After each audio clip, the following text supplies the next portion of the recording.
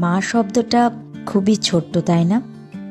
কিন্তু এই মা শব্দের মধ্যেই লুকিয়ে আছে এক বিশাল জগৎ। মাকে কখনো অভিযোগ করতে শুনিনি, তাই সারাদিন এত পরিশ্রমের পরেও কি সুন্দর হাসিটা মায়ের মুখে লেগে থাকে। আসলে মায়ের কাছে আমরা পরিবার সবচেয়ে দামি, তাই পরিবারের প্রতি ভালোবাসা মায়ের সারা দিনের পরিশ্রমের যে ক্লান্তি তার চেয়ে অনেক শক্তিশালী।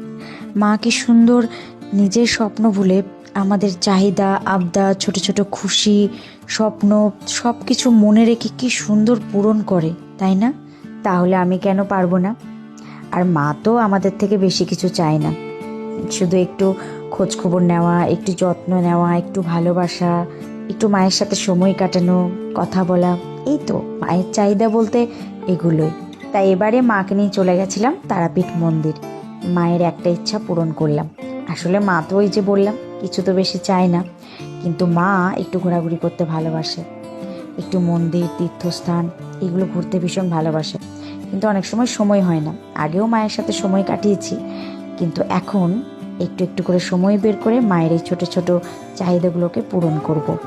কারণ পরিবারকে সময় দেওয়াটা খুব জরুরি। আর এই মা বাবার ছোট ছোট ইচ্ছাগুলো পূরণ করার মধ্যে যে আনন্দ, তার কিছুতেই নেই। আসলে মা নিজের কথা ভুলে সবসময় পরিবারের কথা ভাবেন।